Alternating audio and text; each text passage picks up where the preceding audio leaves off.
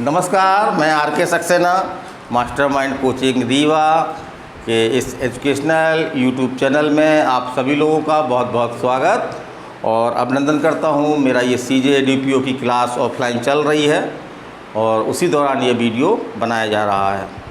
तो आज हमारा जो टॉपिक है भारतीय दंड संहिता की धारा 85 और 86। तो ये हमारा वीडियो क्रमांक जो है कौन सा है आपका? क्लास कौन सी है? 14वीं है।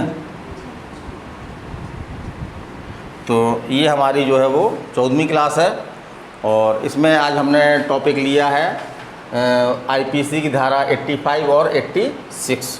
तो इतना हमको जैसे जानते हैं हम कि दोनों धाराएं जो है वो मतता से संबंधित हैं। माने कि कोई व्यक्ति जब कोई नशा करता है तो उसको हम जो है उसमें जो नशा आ जाता है उसको हम बोलते हैं मतता। तो नशे बहुत तरह के होते हैं और यहाँ पे प्रश्न ये उठता है कि क्या मतता जो है वो विधि के अधीन क्या एक बचाव के रूप में अवेलेबल है। तो मुख्य धारा आपकी जो धारा 85 और 86 हैं वो इसी संबंध में आपका विधि के स्थिति को स्पष्ट करती हैं। लेकिन हम यहाँ पे थोड़ा सा इसके इतिहास की बात कर लें तो आंगल विधि में पहले मतता को जो है वो कोई बचाव के रूप में स्वीकार नहीं किया जाता था, तो क्योंकि ये बहुत बुरी चीज़ मानी जाती थी। और लेकिन आगे चल कर के 19वीं शताब्दी के उत्तरार्ध में जो है मतता को जो है वो एक बचाव के रूप में उपलब्ध क्या कह सकते उपलब्ध माना गया और इसको एक बचाव के रूप में जो है वो विभिन्न न्यायालयों ने अपने अपने निर्णयों में इसको जो है वो स्वीकार किया। तो हम थोड़ा सा वो भी चर्चा कर ली हमने। और यहाँ पे क्योंकि हमारी जो भारतीय विधि है ज़्यादातर वो आंगल विधि पे आधारित है, तो बहुत सारे आंगल विधि के प्रावधान भी हमारे एग्ज़ाम में पूछे जाते हैं। तो चलिए हम पहले तो भारतीय विधि की बात करते हैं। तो यहाँ पे हमको पहले क्वेश्चन किस तरह से आते हैं, तो हमको पहले तो ये बात मालूम होना चाहिए कि धारा 85 और 86 जो है वो मतता के बचाव से संबंधित हैं। पूछ सकता है आपका कि IPC की कौन सी धारा जो है मतता से संबंधित है, तो धारा 85 और 86 संबंधित है। अब हम बात करते हैं मतता की। तो मतता जब हम पढ़ते हैं 85-86 को तो इससे स्पष्ट होता है कि मतता कितने प्रकार की होती है? 2 प्रकार की होती है। कितने प्रकार की होती है? 2 प्रकार की होती है। एक तो आपकी अनैच्छिक, दूसरी आपकी स्वैच्छिक। तो हम समझ रहे हैं अनैच्छिक मतलब कि इसमें हमने हमारी इच्छा शामिल नहीं है, हमको या तो वो धोखे से दे दी गई है या हमको ज़बरदस्ती जो है वो जो चीज़ जिससे हमको मतता हुई है वो हमको पिला दी गई है, खिला दी गई है ना। और तो ये हमारा किस में है? धारा 85 में है। ये आपका अनैच्छिक मतता है। दूसरा आपका जो है वो स्वैच्छिक मतता, तो ये धारा 86 में है। और इसमें मतता जो है वो जानबूझ कर ली जाती है। जिस चीज़ से मतता होती है वो व्यक्ति जो मत है वो जानबूझ करके लेता है और उसके द्वारा कोई अपराध किया जाता है। तो क्या वो बचाव है कि नहीं है, यही आज मैं स्पष्ट करने जा रहा हूँ। तो चलिए हम चलते हैं। पहला हम लेते हैं स्वैच्छिक मतता। किस धारा में है? अनैच्छिक मतता की धारा में आपका धारा 85 में है। तो इसकी हमने हेडिंग लिख रखी है, लिखा है ऐसे व्यक्ति का कार्य, है ना, ऐसे व्यक्ति कार्य जो अपनी इच्छा के विरुद्ध मतता में होने के कारण निर्णय पर पहुंचने में असमर्थ है। तो कोई ऐसा व्यक्ति है जो कि कोई कार्य कर रहा है और मतता के अधीन काम कर रहा है, लेकिन मतता के कारण से जो है वो निर्णय लेने की स्थिति में नहीं है कि मतलब वो कार्य क्या कर रहा है, उसके नेचर के बारे में उसको मालूम नहीं है, या जो काम वो कर रहा है क्या उसके लिए कोई कानूनी प्रावधान है, कोई अपराध है, वो इसकी उसको जानकारी नहीं है। तो इसी को हम क्या बोलेंगे? अनैच्छिक मतता, है ना। तो अनैच्छिक मतता एक अच्छा बचाव है, लेकिन उसके लिए जो है वो कुछ शर्तें हैं भारतीय कानून में। तो चलिए हम उनकी शर्तों की बात कर लें। तो पहला शर्त क्या है कि कार्य या कोई बात जो अपराध है वो मतता के अधीन की गई हो। माने कोई बात की गई हो या कोई कार्य किया गया हो जो अपराध की श्रेणी में आता है और वो ऐसे व्यक्ति द्वारा किया गया हो जो मत्त हो, है ना, जो नशे में हो। दूसरा शर्त देखते हैं कि मतता का प्रभाव इतना हो कि मत व्यक्ति अपने कार्य की प्रकृति, ठीक है, या को समझने, कार्य की प्रकृति को समझने में असमर्थ हो गया है, या वो जो काम कर रहा है वो उसको इस तरह कोई जानकारी नहीं है कि क्या काम उसका द्वारा किया गया काम जो है वो कानून के खिलाफ में है या विधि विरुद्ध है। तो ये मेन बात है इसमें कि मतता जो है वो बचाव तब अवेलेबल होगी जब वो आपके मस्तिष्क पर इस तरह से हावी हो जाए कि आप जो अपराध कर रहे हैं वो उसका आपको मालूम ही नहीं हो कि आप जो है वो कौन सा काम कर रहे हैं, माने आपके कार्य का जो है वो आचरण क्या है, उसका केंद्र, उसका जो है वो प्रकृति क्या है, नेचर क्या है, ये आपको जानकारी नहीं होती है। और आपको ये पता नहीं होता है कि जो हम काम कर रहे हैं वो क्या गैर कानूनी है। तो ये दूसरी शर्त है आपकी। और जो तीसरी शर्त इसमें है अनिच्छिक मत्ता में, जो मुख्य शर्त है आपकी ये कि यह कि जिस चीज़ से, ये चीज़ हमने बताया जैसे कि बहुत चीज़ें हो सकती हैं, गांजा, अफीम, हेरोइन, चरस, आपका बियर, वाइन, है ना, या कोई आपका जो मेडिकल बहुत सारी इस तरह की गोलियां हैं जो भी नशा करती हैं, तो इस चीज़ के अंतर्गत ऐसी सभी चीज़ें शामिल हो सकती हैं आपकी। जो जिस चीज़ से मत्ता हुई है वह चीज़, कौन सी चीज़, वह चीज़ जिस व्यक्ति को, जो व्यक्ति मत्त है उसको उसके ज्ञान के बिना, माने कि उसके ज्ञान के बिना या उसकी इच्छा के विरुद्ध उसको दी गई हो। तो यहाँ पे मत्ता जो है वो क्या कहना चाह रहा है कि मत्ता जो है वो स्वैच्छिक न होकर के अनिच्छिक हो।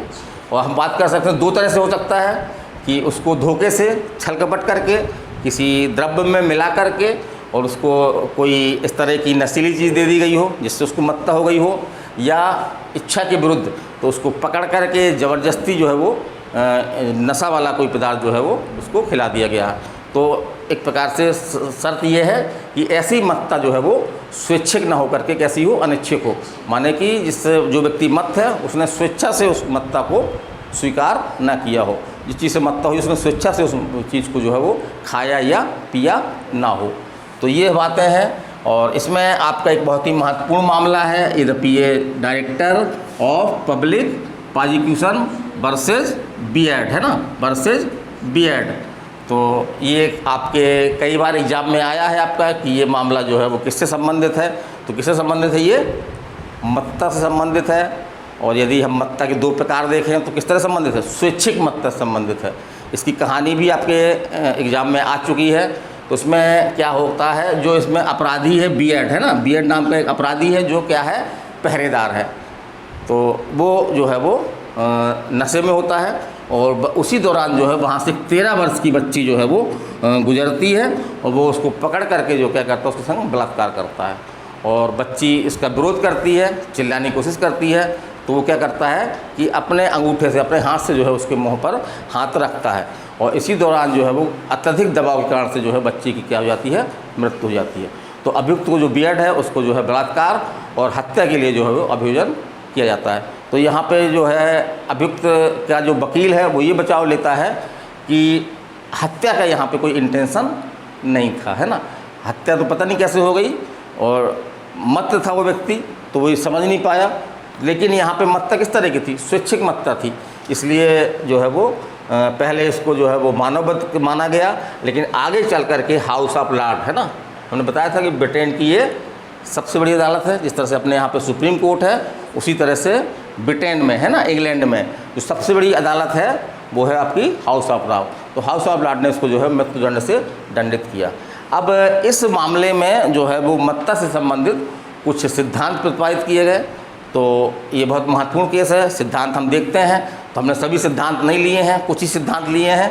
तो जैसे कि स्वैच्छिक मत्ता निम्न मामलों में बचाव हो सकती है। तो कौन से वो मामले हो सकते हैं, तो पहला मामला इसमें जो बताया गया है कि जहाँ पे अपराध ऐसा है जिसमें जो है वो आशय सिद्ध करना आवश्यक है, तो ऐसे मामलों में स्वैच्छिक मत्ता जो है वो कुछ हद तक जो है वो बचाव उपलब्ध हो सकती है, सीमित बचाव दे सकती है। फिर दूसरी बात कर रहे हैं हम कि मत्ता के कारण जो है वो कोई मानसिक रोग भी हो जाते हैं। तो यदि कोई व्यक्ति स्वाभाविक है, कोई व्यक्ति अगर लगातार कोई नशा करता है तो एक ऐसी स्थिति आ जाती है कि वो एक प्रकार से मानसिक रोगी बन जाता है। तो यदि वो उस रोग के प्रभाव में के अधीन अगर वो अपराध करता है ना, कोई बात करता है, तो उसको जो है बचाव अवेलेबल होगा। ठीक उसी तरह से जिस तरह से धारा 84 में जो है वो चित्र विकृत व्यक्ति को प्राप्त होता है, क्योंकि उसकी मानसिक स्थिति ऐसी हो जाती है कि वो एक प्रकार से कैसा हो जाता है, उसका चित्र जो है वो विकृत हो जाता है। तो इस सिद्धांतों को भी देख लीजिए। यद्यपि भारतीय विधि इस संबंध में बड़ी स्पष्ट है, लेकिन व्यवहारिक रूप में आंगल विधि को भी भारत में न्यायालयों द्वारा जो है वो अपनाया जाता है। अब हम बात करते हैं दूसरी धारा की, धारा 86 की। तो धारा 86 किससे संबंधित है आपकी? ये स्वैच्छिक मतता। धारा 86 किससे संबंधित है आपकी? स्वैच्छिक मतता। तो ये धारा 86 की हमने हेडिंग लिख रखी है। हेडिंग क्या है? किसी व्यक्ति द्वारा जो मतता में है, माने कोई व्यक्ति है जो है नशे में है, मत्त है, किया गया अपराध जिसमें विशेष ज्ञान का होना, विशेष ज्ञान या आशय का होना जो है, विशेष ज्ञान का होना जो है वो अपेक्षित है। विशेष ज्ञान का होना जो है वो अपेक्षित है। विशेष आशय या ज्ञान, विशेष ज्ञान या आशय का होना अपेक्षित है। तो इस तरह की मत्ता जो है, अगर मत्ता स्वैच्छिक है, माने जिस चीज़ से उसको मत्ता हुई है वो उसके इच्छा के विरुद्ध या उसके ज्ञान के विरुद्ध उसको नहीं दी गई है, तो इस तरह की मत्ता जो है वो स्वैच्छिक कहलाती है। तो विधि यह मानेगी, क्या मानेगी? यदि वो कोई अपराध करता है, भले उसका इस तरह का इंटेंशन या ज्ञान ना हो, तो विधि उसको इस तरह से मानेगी कि उसको ऐसा ज्ञान या आशय था। वास्तव क्या है? वास्तव में उसको इस तरह का ज्ञान या आशय नहीं है, क्योंकि वो मत्त है। वो उसका दोष कहाँ है यहाँ पे? दोष ये है कि वो स्वैच्छिक मत्त है। तो इसको बचाव के रूप में अवेलेबल नहीं करवाया गया है। यद्यपि कुछ सीमा तक इसको बचाव के रूप में बचाव मिलते हैं, तो इस प्रकार से सीमित बचाव हम इसको कह सकते हैं। और इसको बचाव के रूप में उपलब्ध ना करवाए जाने का जो मुख्य कारण ये है कि यदि स्वैच्छिक मत्ता को हम बचाव के रूप में अगर उपलब्ध करवा देंगे तो क्या होगा? हर अपराधी जो है वो अपराध करने से पहले क्या करेगा? एक आध दो बोतल जो है वो पी करके जाएगा, है ना, ताकि उसको अपराध में जो है वो बचाव मिल सके, है ना, धारा 86 का जो है बचाव ले सके, धारा 85 का बचाव ले सके। तो इसलिए जो है इसको बचाव के रूप में अवेलेबल नहीं करवाया गया है। अब हम बात करते हैं इसके निर्णय की। तो बहुत सारे निर्णय हैं, लेकिन एग्ज़ाम में ये देखा गया है कि जो मुख्य निर्णय होते हैं वही निर्णय जो है आपके एग्ज़ाम में पूछे जाते हैं। तो हमको बहुत सारे निर्णय नहीं पढ़ना है, हमको सिर्फ जो लिमिट निर्णय जो है वो वही एग्ज़ाम में आपके आते हैं। तो इसमें जो है वो 3 आपके निर्णय बहुत महत्वपूर्ण हैं। एक तो आर बनाम मीड का मामला है, ये भी आपका स्वैच्छिक मत्ता से संबंधित मामला है, जिसमें अभियुक्त ने क्या किया था कि अपनी पत्नी की इतनी क्रूरतापूर्वक पिटाई कर दी नशे की स्थिति में कि उसकी जो है वो मौत हो गई। तो दोषी माना गया, मत्ता को बचाव नहीं मिला गया। फिर दूसरा आपका है एजी फायर नॉर्दर्न आयरलैंड वर्सेस गल्लाधर। तो ये भी बहुत महत्वपूर्ण मामला है। तो ये भी मामला किससे संबंधित है? एग्जाम पूछा जाता है। किससे संबंधित है? आपकी ये मत्ता से संबंधित है। फिर तीसरा मामला जो है वो आपका है डायरेक्टर ऑफ पब्लिक प्रोसिक्यूशन, है ना, वर्सेस बियर्ड। इस मामले के फैक्ट हमने बता दिए हैं। ये सबसे महत्वपूर्ण मामला है, इसमें जो है मत्ता से संबंधित कुछ महत्वपूर्ण सिद्धांत भी हाउस ऑफ लॉर्ड ने जो है वो प्रतिपादित किए हैं। फिर हम आगे चलते हैं। अब हम भारतीय विधि देखते हैं कि भारतीय विधि क्या है। तो भारतीय विधि इस संबंध में जो है पूरी तरह से स्पष्ट है। यदि मत्ता स्वैच्छिक है तो वो बचाव नहीं है, अगर ये मत्ता अनैच्छिक है तो वो पूर्ण बचाव है। तो वही हमने लिख रखा है। पहली बात क्या निकल रही है कि अनैच्छिक मतता पूर्ण बचाव है। माने मत्ता अगर अनैच्छिक है, उसकी इच्छा के विरुद्ध है, माने कि उसने जो मत्ता दी गई है उसको, जिस चीज़ से उसको नशा हुआ है वो चीज़ उसके ज्ञान के या उसके ज़बरदस्ती उसको दी गई है, तो ऐसी स्थिति में कौन सी मत्ता कहलाएगी? वो अनैच्छिक मत्ता कहलाएगी। तो अनैच्छिक मत्ता जो है वो पूर्ण बचाव है। किस धारा में? धारा 85। वेरी गुड, है ना, धारा 85 पूर्ण बचाव है। दूसरी हम बात करते हैं स्वैच्छिक मत्ता की।